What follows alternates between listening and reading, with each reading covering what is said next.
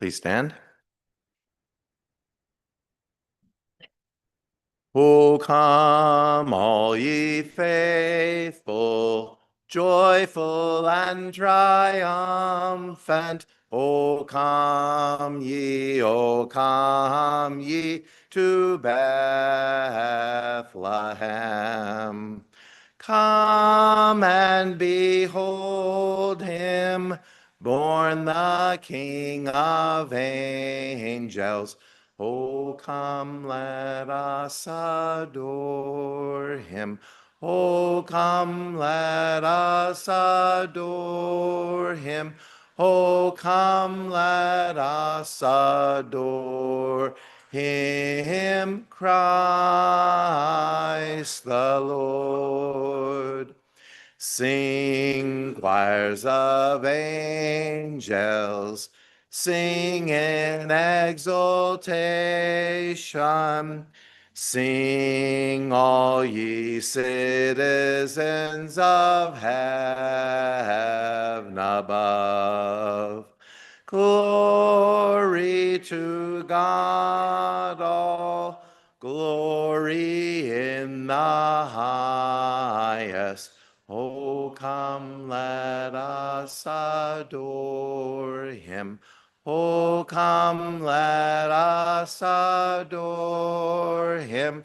Oh, come, let us adore him, Christ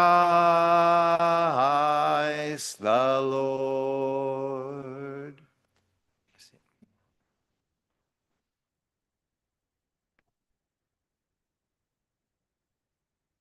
I hope you all got a nice night's sleep, a nice hot cup of coffee this morning, filled your belly with breakfast, and are ready to go for our final lap. I'm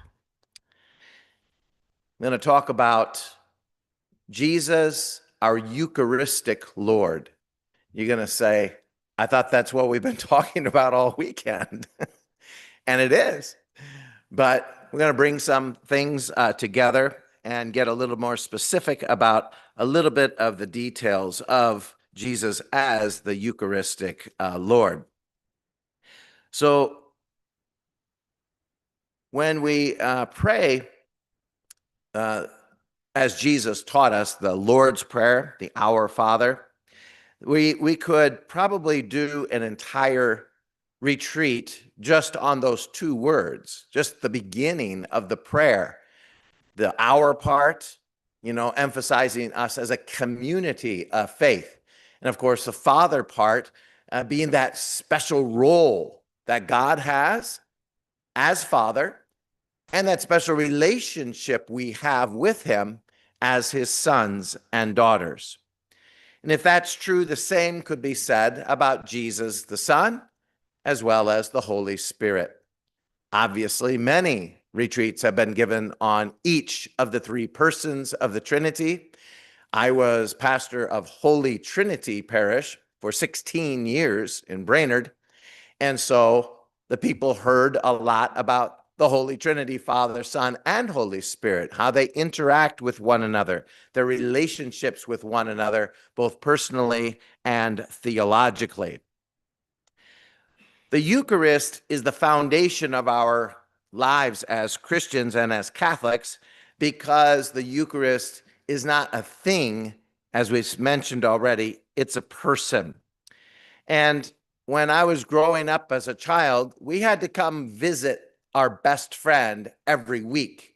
How is it that you sustain a relationship with somebody that you're calling your bestie if you don't go see them, visit them, talk to them, communicate with them, interact with them at least once a week? Now, a lot of us, once we've developed a deep relationship, we don't even have to see them that often. I have people that I call very dear friends that I see only once a year, but I call them in between. But being with them is always an important way to sustain that relationship. And I mentioned to some people last night, I go to Baton Rouge every year. I've been doing it for 25 years because 25 years ago, I developed a relationship with a priest first.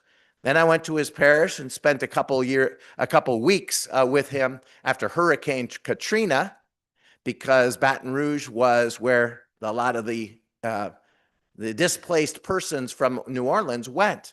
And I helped minister to this in the biggest parish in Baton Rouge, which became 50% bigger overnight, to all those people. And I ministered to my brother priests, because they had gone, when I got there, they had gone 8 weeks without not a day off, not even an hour off, because you can just imagine. And by the way, the Archbishop of New Orleans was living with them, as well as the Auxiliary Bishop of New Orleans, as well as, the 4 priests that were already in that rectory, and then me added in as a guest to give those other priests a vacation. And so they got some relief. That was how I developed and strengthened and fostered my relationship. I offered to go help them because they were friends. And then I met a lot of people along the way, and the rest, as they say, is history. Now, when I go down there, sometimes I go down there and I don't even see my priest friend. He's not available. He's busy doing this, that, and the other. It doesn't fit into my schedule. I have plenty of other people that I now call friends that I can see. And that's what happens in the church community as well. If we keep coming back to visit our best friend, the Lord, that expands into other friendships, does it not? If we're active in the parish, we're going to meet people. And we're going to meet people who are like-minded and have similar interests and have personalities that are complementary to ours. And so we develop friendships, and they are lasting friendships, because friendships that are based in love of Jesus and service of the church are always going to be the very strongest and most lasting and most special of our relationships. And it doesn't hurt to, get a few points in there so that some people show up for your funeral, eventually. You want that to happen. I mean, you can go to the old American way of just bribing people, just pay them ahead of time, pay it forward. Here's $50, come to my funeral. And don't forget to pray while you're there. So in college, when I was at the Newman Center, I mentioned, it had a positive effect on me. I went to Mass just about every single day. Every time I could go to Mass, I did go to Mass. And during the weekdays, that was at 10 o'clock at night, and it still is. It fits into the college, schedule. I tried to get my homework done by 9:30, and that way I could go to Mass and enjoy it without the distraction of what I have to do when I get back. After Mass, we go to the snack bar and get some popcorn and a soda. And we'd visit some more, and then we go back to our rooms, finish up what we need to do before the next day starts, and then go to bed.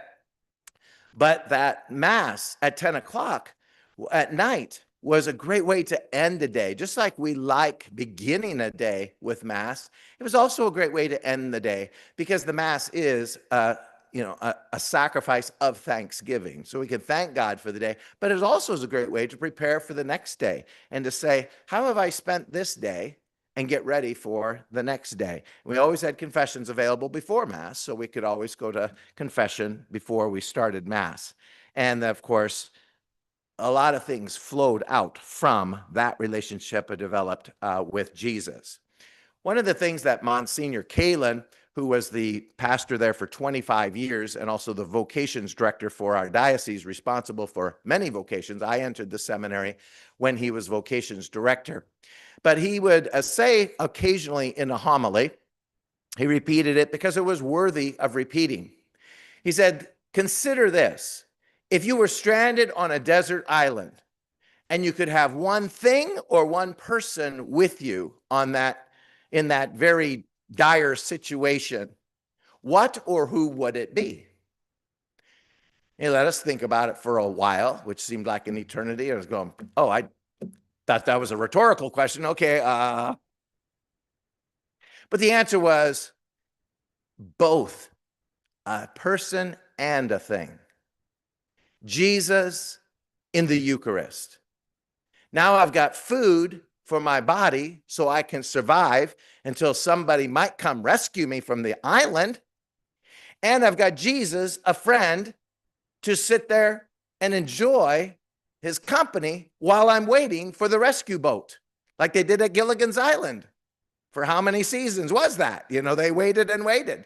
And whenever there was a rescue boat, it either sunk or it went away without them. Something bad happened. And they kept staying there on that desert island. But they had each other, They had a group of people there that were, an eclectic group, you can be sure. But that never left me. Jesus in the Eucharist, Jesus our Eucharistic Lord, as I started. That's who and what we should want if we were all alone on a deserted island with just one thing or one person, or the both and Catholic style, both, right? Can I get two choices? No, you can only have one. Okay, I'll take the Eucharist. Ha ha, tricked you. I got both, right?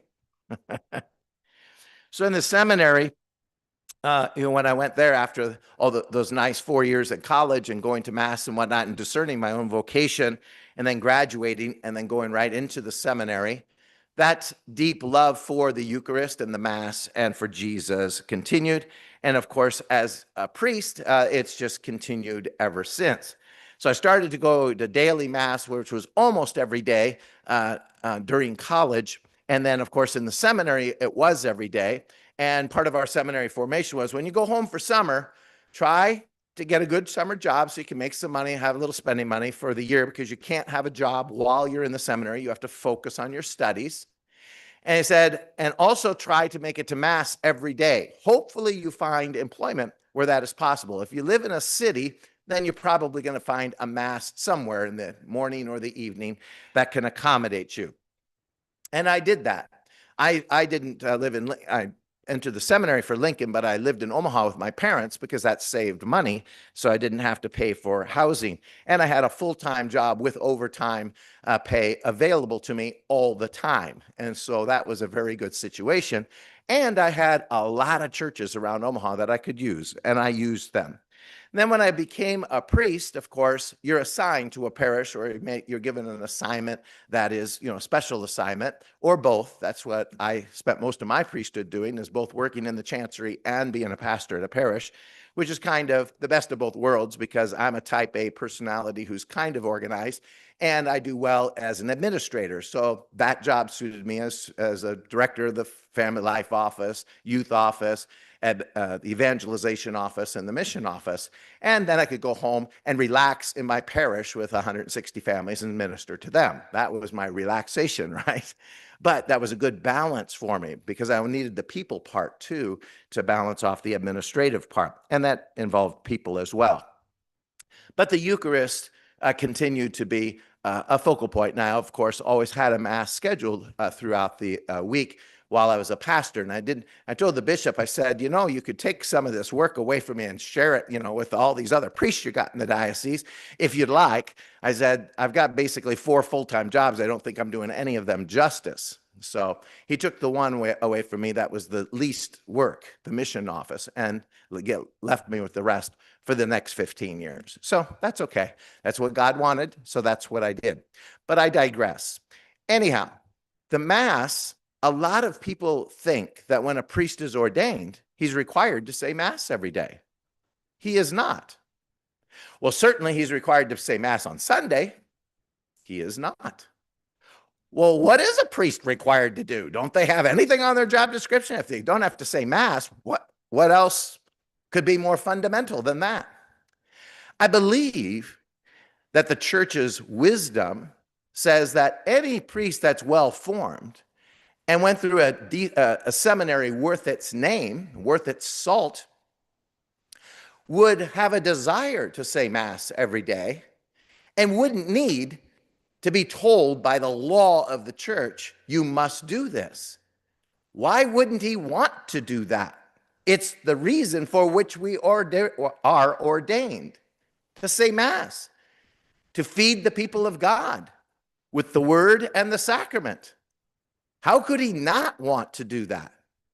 Well, sadly, in the years when I was in the seminary, we were just coming out of the 60s and 70s, and things were kind of still pretty rough and shaky. The seminaries had gone downhill really badly to where the Bishop Flavin, who ordained me, he found only 3 seminaries in the entire United States worthy of his men. That's why we all had to travel to the East Coast, because one was in Philadelphia, one was in New York, and the other one was in Maryland. And those are the 3 seminaries we used for all those years. Eventually, they had some problems in the New York one. The numbers went down, the faculty got changed, the bishop had a weird relationship with the seminary, and we pulled our guys out. We just said, no more. We don't want to get in the middle of politics. So we pulled out of that one, but in the meantime, built our own seminary, here in the diocese in Seward. So now we still have 3 seminaries, the one in Maryland, the one in Philadelphia, and the one in Seward. And we still consider those to be amongst the best. But there are many others now that have reformed and have gotten back to their main purpose and got back to what they're all about. So anyhow, we got that kind of formation in our seminaries where we wanted to say Mass every day. We didn't need a law to tell us that. And I was shocked to find out that there are many, many priests who do not say Mass every day. And it's not a sin. They don't have to go to confession. We are allowed a day off a week. And many priests choose to take the day off. They're not allowed to take the day off from praying their prayers, the breviary, which we've been doing morning prayer and evening prayer. We have to do that 5 offices a day. We've been doing 2 offices, the morning prayer and the evening prayer. We also have to do the office of readings, daytime prayer and night prayer. And the 2 hinge offices are that morning prayer and evening prayer. That we're required to do. And that, if you take the 5 offices all put together, equals about 1 hour.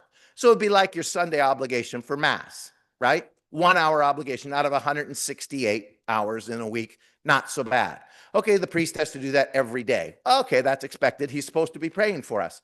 And the Liturgy of the Hours is an extension of the Mass, where we continue to pray for the people of God.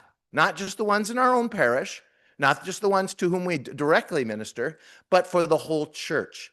And all the priests and religious in the entire world pray the exact same prayers that we just prayed this morning before breakfast. The same prayers, the same psalms, the same reading, the same canticles, the same prayers.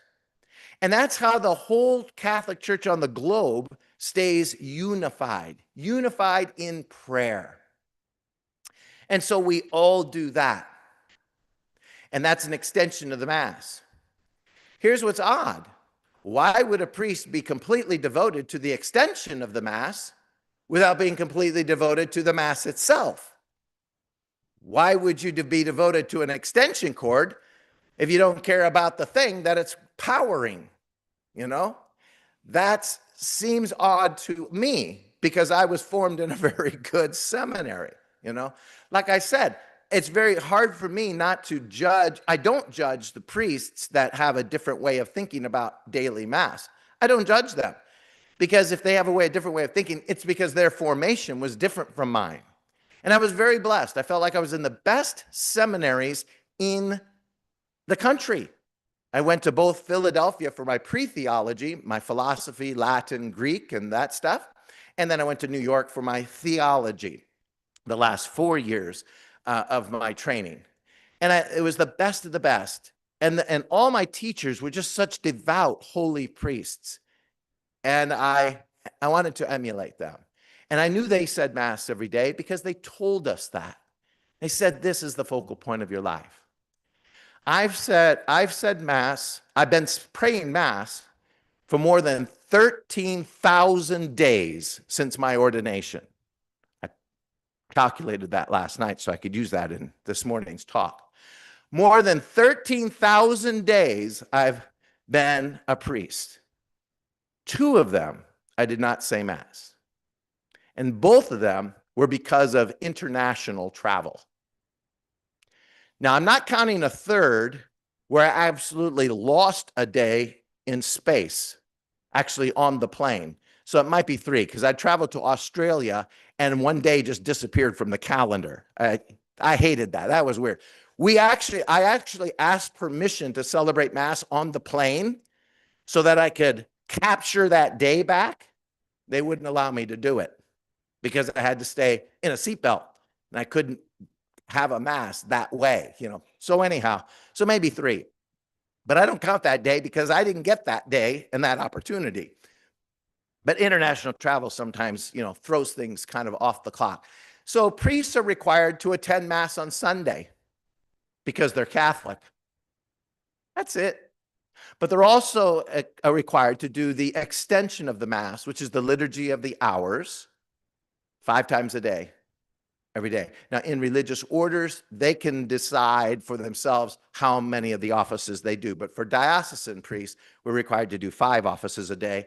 Religious orders, sometimes they do 2 offices a day, morning prayer and evening prayer. Sometimes they do 3. Sometimes they do all 5. And if they're a contemplative order, or, like the Carmelites or something, or a Benedictines, or their liturgy is the kind of the central theme, then they'll do all 7, because there are 7, because there's 3 daytime prayers: mid-morning, midday, and mid-afternoon. So that totals 7. And in the early monastic tradition, what they wanted to do is sanctify the entire day. And so they started at 3 o'clock in the morning with the office of readings. And then at 6 o'clock in the morning was morning prayer. 9 o'clock was mid-morning. Noon was midday. 3 o'clock was mid-afternoon. 6 o'clock was evening prayer. And 9 o'clock was night prayer. And then you go to bed and get 6 hours sleep because you got to get up at 3 in the morning to start all over again. So now, other than your 6 hours sleep, you've sanctified the day every 3 hours. Boom, boom, boom, boom, boom, boom. Very nice little system. Then there's a few monasteries and convents that still do that. That's an extension of our vocation to pray for the church, or an extension of Jesus' command, which is to pray always. Pray always. And that's the way that that's interpreted in a monastic tradition where your whole apostolate is prayer.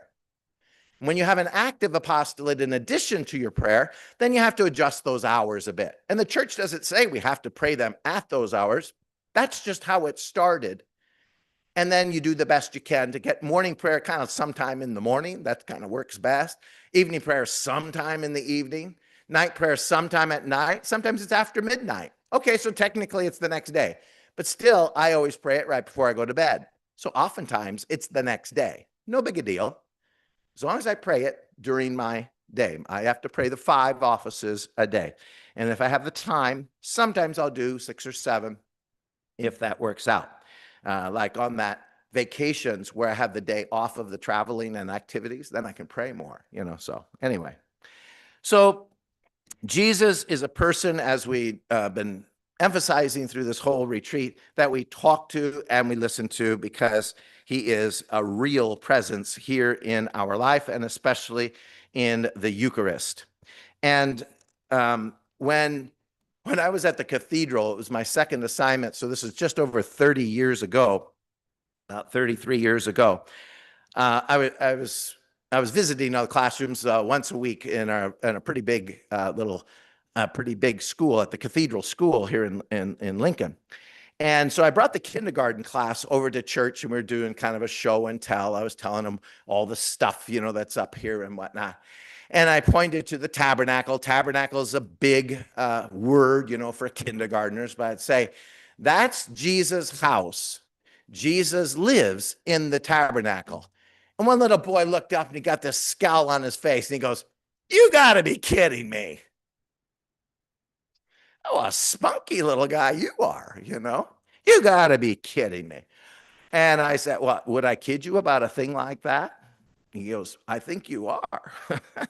So he had to learn, at least before First Communion, that Jesus really did live in the Eucharist and live in the tabernacle in a different form than a bodily form. He was just thinking, how short is he? He doesn't look that short in pictures, So my picture that I draw in kindergarten class is a bigger picture than, would fit in that little box.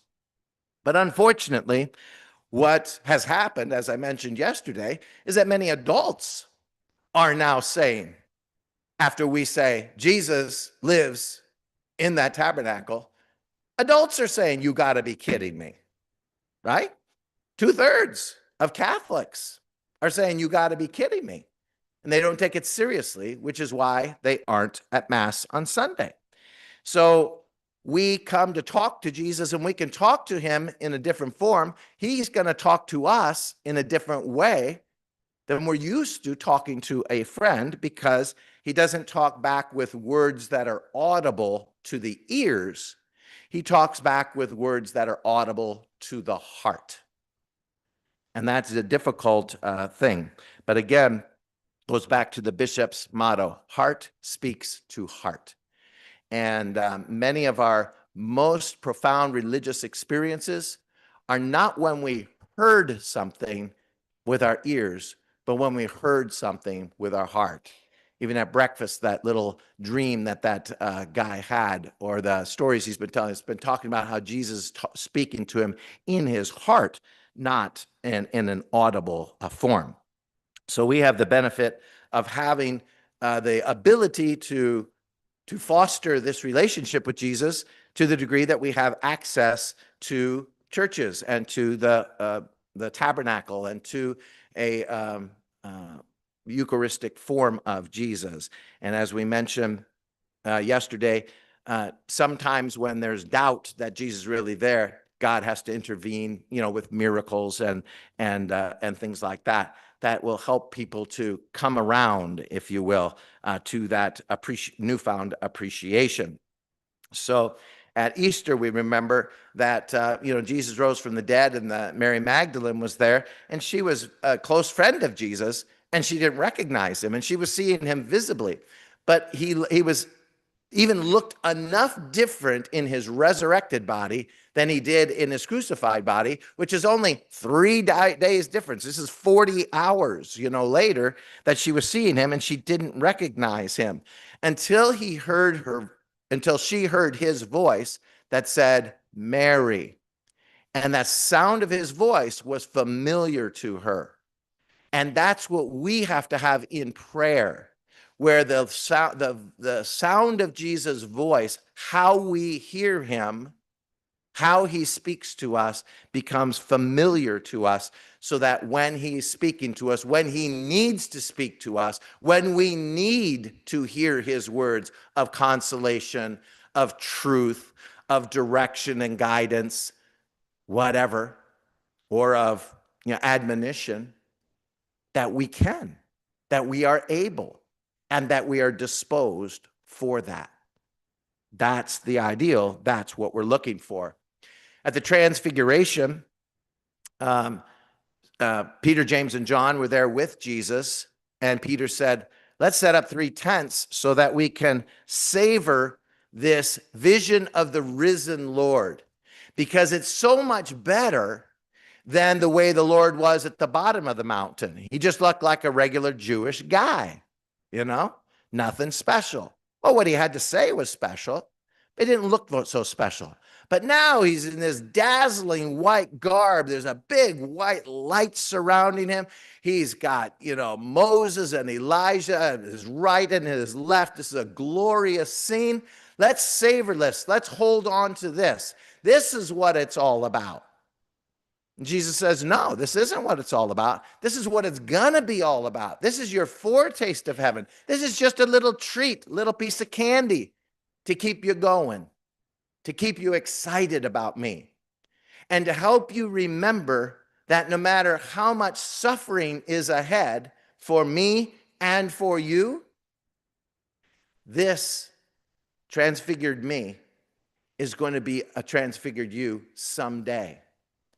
That's what heaven is, the transfiguration of all people, and the end of time, the transfiguration of all creation.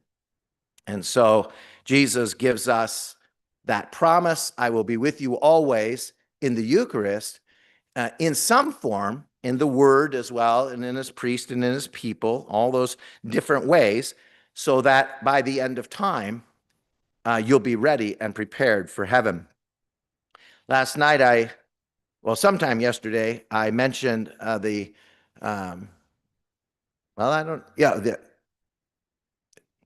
never mind. I don't think I did talk about Fatima. I talk about so many things so often. I did not talk about Fatima. At Fatima, you remember in 1917, Mary appeared. This is the Fatima statue. Mary appeared in this form to the three children. And they were relatives, cousins. And well, one's a brother and sister, and then another cousin.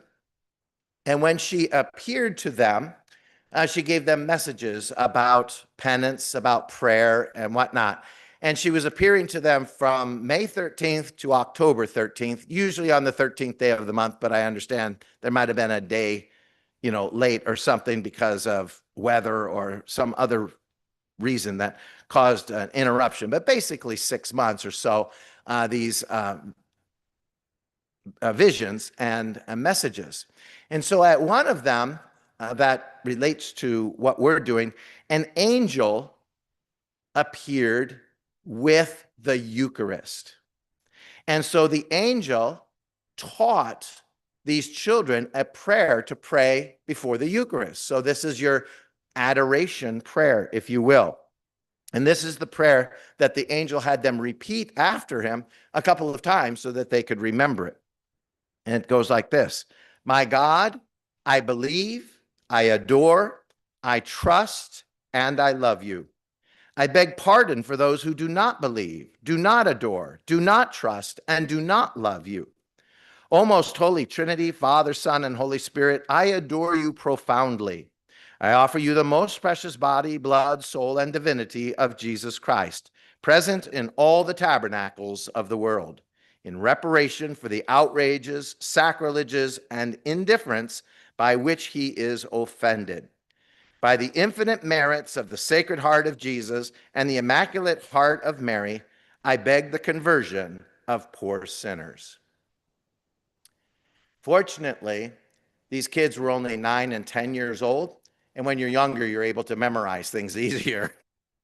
So right now, it would take me a month to memorize that prayer. But it's so beautiful. God gave them the grace to memorize it, to recite it, to share it with other people. It got written down, and now here I am 100 years later, more than 100 years later, sharing it with you because I can, because we have it preserved. A beautiful prayer of adoration that came right from an angel of heaven, someone who knows a thing or two about prayer. And at another point, the angel brought in a chalice and the host, and a paten, and put it up here in front of the children, and then just let go of it, and it was in suspended animation. And then the angel got down, prostrate on the ground, laid down, and then adored the Eucharist. So kneeling is the most profound posture that we use at Mass. But as you saw during our profession for Brother Athanasius, he laid down prostrate on the floor to show his complete submission to God's will and to show that, God, you're in charge of my life now. I am totally committed. I'm all in, as they say in Texas Hold'em poker, right? I'm all in. I'm putting all my chips in the middle of the table. That's what Brother Athanasius did yesterday. He said, all my chips are in the Knights of the Holy Eucharist. They can do with me as they will. I am here to serve. And he's saying that essentially to God, but through the religious order, God speaks and directs our lives. And the same thing he does for me as a diocesan priest through the bishop. So a beautiful thing. So as I mentioned just a couple moments ago, the Eucharistic Lord means the Lord of thanksgiving, because the word Eucharistein in Greek means thanksgiving, which means having the Eucharist is a cause for celebration. We should be thankful for this gift that God gave us. The liturgy is a gift, because the liturgy, a Eucharistic liturgy, effectively, is what is being celebrated in heaven right now as we speak. And remember, I said this liturgy connects us to heaven, the heavenly liturgy, as well as the Last Supper 2,000 years ago, as well as the crucifixion 2,000 years ago. And it brings them all together, and we time travel to enjoy it. So Jesus, when he was multiplying loaves and feeding the people with earthly food, he took the bread and he blessed it. Then he broke it. Then he distributed it. And this is what the priest continues to do at Mass. He blesses the bread. He breaks the bread. He distributes it, right? Just like the multiplication of loaves. So Thanksgiving is very important, and Jesus made that lesson very evident when he had the 10 lepers that came and were healed, and only one came back and thanked him. 1 out of 10. That's not very good, is it? Reminds me of how the situation of the church right now. Maybe 1 out of 10 Catholics or 1 out of 10 Christians really appreciates what God has done for them and maybe gives back a tenth, a tithe to him, to the church, because that's what's expected of us. That's just our duty. We've done only our duty, nothing beyond. That's today's gospel. And when we say the prayer after meals, as we've been doing here, we're giving thanks to God for what he's given us. This was a nice meal, Lord. Thank you.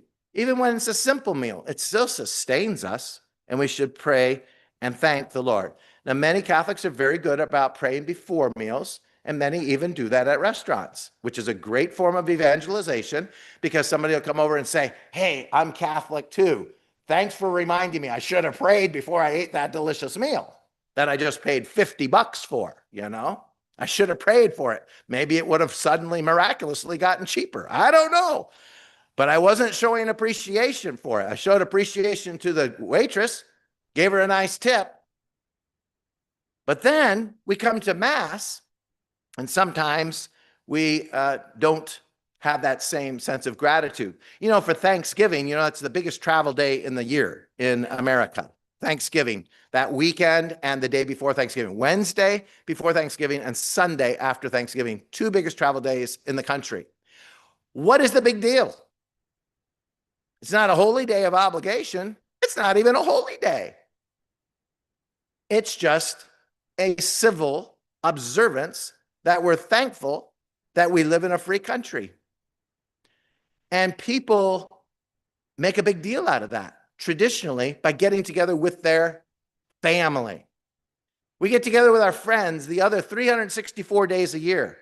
But Thanksgiving, people make a special effort to get together with family, as painful as that may be for some. For me, not painful at all. Fun, fun, fun, and more fun. But for many people, it's a sacrifice. They have to travel a distance. They have to deal with busy airports. They have to deal with traffic. They have to deal with trying to get days off of work and all that stuff. And then when they get together with family, so family is very important. That's what brings them together. And then what's the central event of Thanksgiving Day? Pro football. Oh, well, not traditionally, just now. But anyway, it's the meal, right? There's one big meal. And if you ask for a second meal, you're going to get frowned at by all the people who prepared the one big meal, It's like, there's leftovers in the fridge. Help yourself, right? While you're watching your football game, or during halftime. So the central thing is the meal. That's what it is for us as Catholics. But the secondary thing, or the thing that brings us together, is the community of faith. We have a common faith, and we have a common love for Jesus. We have a common best friend. We're all besties of Jesus. And so we get together and we celebrate that. But we don't do it just once a year. We do it once a week on the Lord's Day, because it's a day of rest. It's a day of joy. It's a day of celebration, and it is a holy day. Keep the Sabbath holy. It's the 4th commandment the last time I checked. And so God, gave us this, gave the Israelites the manna in the desert, and they ate it and they complained. 40 years he fed them nonstop. He never missed a meal, and they complained. Why? Because it's the same old, same old. Yeah, what? Manna again? Come on, Lord. Can't you do better than that? We'd like some meat. We want meat. We are a meat people. We're farmers after all. We have livestock. Give us some meat. We ate all of our livestock in the first 4 years. Now we got 36 more. We want meat. So what did he do? He said, well, go find a store and buy some. No, we didn't do that. He gave them meat, even though they were complaining and ungrateful. He gave them meat. Remember, the birds came through the desert. He made it 125 degrees and in the shade, and those birds got exhausted and they fell to the ground, and voila, meat for supper. So even amidst our complaining, God responds. That's how much he likes it when we at least talk to him, acknowledge that he's there, that he is responsible for the meals that we've been eating. Well, in the same sense, a lot of people go to Mass, week after week for a long time, and then they say, Mass, it's the same old thing. You got the readings, you got the Eucharist, same old music, same old people there, the same old sermons. Some say that, and I say, I don't know where they get that. But anyway, same old this, same old that. I'm bored. And that's what happened in the 70s and 80s when we got all this entertainment introduced into the liturgy. Actually, it started earlier than that. That's how I mentioned yesterday, balloon liturgies, clown liturgies, liturgical dance, and all these other obfuscations of what we're all about here. So that happened, but it certainly wasn't meant to happen and shouldn't have happened. And so we are thankful that we come and we enjoy the great Lord of our life here. So Jesus is Eucharistic. We thank him and we know he's Lord. That's what we've been talking about all weekend. We adore him even outside of the Mass because he is Lord. And we would do well to listen to the saints, many of whom I've read from over this course of this weekend, who say, if you recognize Jesus, if you spend time with Jesus in adoration, it should lead you to want to go to Mass and appreciate what's happening there better. And likewise, the reverse is true. If you go to Mass more often, it's going to give you a desire to come and spend time with Jesus because the Mass just isn't enough time and you want some alone time because that's all party time, where the big celebration with the parish family is. And so that's why Eucharistic adoration at parishes is a good program to have. And when you have perpetual adoration, you can always find an hour or two during the week that not too many other people are signed up for. There might be one other person in the church or the chapel with you, and you got Jesus kind of to yourself, if that's your thing, or if that's what you're looking for. They always try to get at least 2 or 3 so that if somebody gets sick, it's covered and you don't have to get a substitute. But that's the idea, is that we all want to be with Jesus and should want to be with Jesus. There's a story, it didn't happen with me in college, but it could have, because I was in college when the professors didn't know much about Christianity, and they certainly didn't know much about Catholicism. But I heard a story told by somebody that said this professor was teaching comparative religions in a college classroom, and he had 100 people in the class, and he was going through the religions and the differences between them, and he was a Protestant, so he kind of knew how Protestant religions work. And whatnot, he said, I admit I don't know much about Catholicism, and I don't want to do it in injustice, because I know it's the biggest of the churches, and Protestant churches came from the Catholic Church, but I don't know what kind of the focus is or what's most important. Would somebody here who's Catholic, be willing to just, in a nutshell, tell us what's the most important thing in the Catholic Church and what sets it apart from every other religion? And nobody raised their hand for a while. And then all of a sudden, way in the back, some young man raised his hand and said, well, I'm Catholic. And so he says, well, young man, can you just give us your best shot, give us what's best. And so the young man did the best he could. He went to Catholic schools. He was pretty, educated, and he was a practicing Catholic and whatnot. He's just kind of nervous in front of the crowd. And so he just broke it down to the basics. He said, well, we believe that the Mass is the most important thing. And we believe that at Mass, bread and wine that's brought up at the offertory is changed miraculously by the power of the priest, who is a representative of Jesus himself, and imitating him at the Last Supper, and changes that bread and wine into his own body and blood. Just like he said, this is my body, this is my blood. And when that happens, then we have his body and blood on the altar instead of bread and wine. And then the priest offers that to the people, and people come up to communion if they're old enough, and if they're Catholic, and if they understand, and they don't have serious sin on their soul, and they receive the Eucharist, and then they're made holy because they have Jesus in their body. But all the other stuff is window dressing. And the guy looked, and the professor said, well, thank you for that. If I believed what you Catholics say you believe, I'd be at Mass every day. Are you? I don't think so.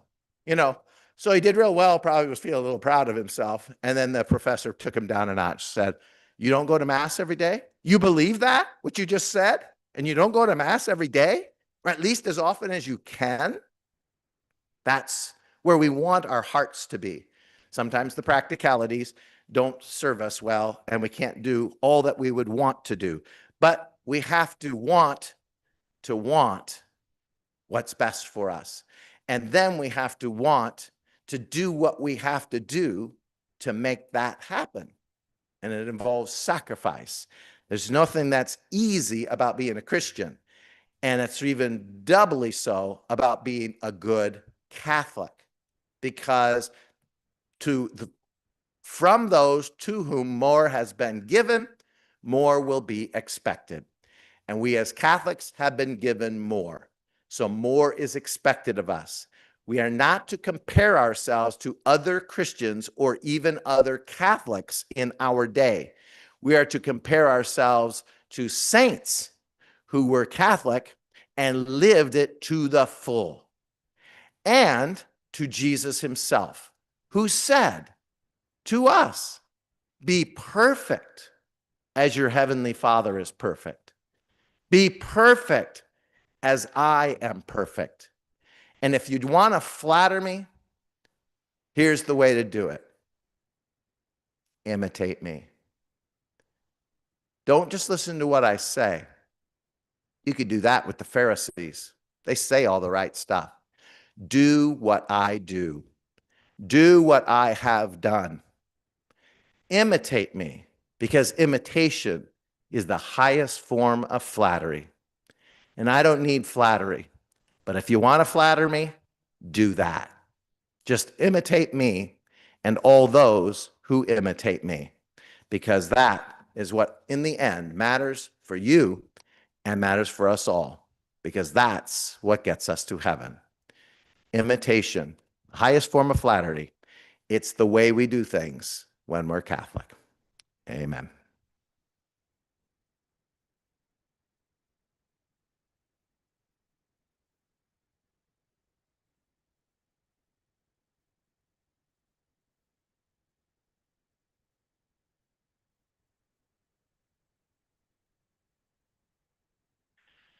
I don't want to make these announcements at Mass because I don't like disturbing people right after Mass. But if you want, I'm going to give you one more chance to go to confession in case you're moved or have been moved since the last time it was offered to take advantage of that sacrament. So in 20 minutes, when the rosary starts before Mass, I will be in the confessional back there before 15 minutes before Mass.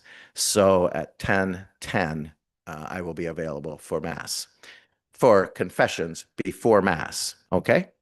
In your rooms, you may have seen when you close your door, there's instructions on the back of the door. Those are called checkout instructions. Please read them very carefully. It involves, closing your curtains and, stripping your bed. Don't take the things off and fold things, put them on your chair, put your laundry here, put your towels there. So read that very carefully and make sure you do that. So you might want to do that, before you eat lunch, so that you're ready to go in case you need to leave right after lunch, like I do. I need to get to Omaha by 1:45, so I have to leave right after lunch. So do that. And then make sure you went through your folder. There's some nice information in there about different things. And one of the things that's mentioned is that the retreat house would love to, you've already probably all made, some kind of a donation to be here this weekend, but there are some people who can't afford to be here on the weekend. There probably are some people here that were given a little bit of a scholarship, and that comes from people who are a little bit better blessed from God, sharing their wealth with those who were not so blessed in that way. So that they can pay their expenses, but share and spread out those expenses amongst those who are more well off and those who are less well off. You can help those people who get scholarships in the future to come and enjoy a retreat. And so that's kind of a reflection of, how much did I enjoy the retreat? How much did I get out of the retreat? Was it worth what I gave already? Was it worth more? And there's an envelope for that. And there's a basket right here in front of the altar. You can put your prayer petitions in that. You can put your envelope with a contribution in that basket, or you can just put it in the box that's on the check-in counter out there too, because that works. And you can put your intentions in there too. Everything ends up where the money gets in the bank and the intentions come to the front. It's just whatever works for you. will work. And then just as a something to think about when we have lunch, we will not have silence during lunch because the retreat will officially end with Mass. And then we offer you lunch, and hopefully you will stay. During lunch, we will be able to talk. But one of the things that we want to have happen after everybody has gotten their meal and is seated, whoever's a type A personality in your group, like me, and knows it, should say, okay, folks, Father wants us to do this one thing. Want to go around the table and each person share one grace that they received during this weekend.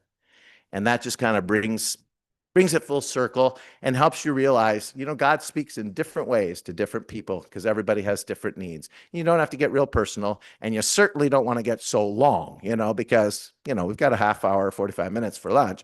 Let's not go 3 hours, because somebody got a lot more than one grace.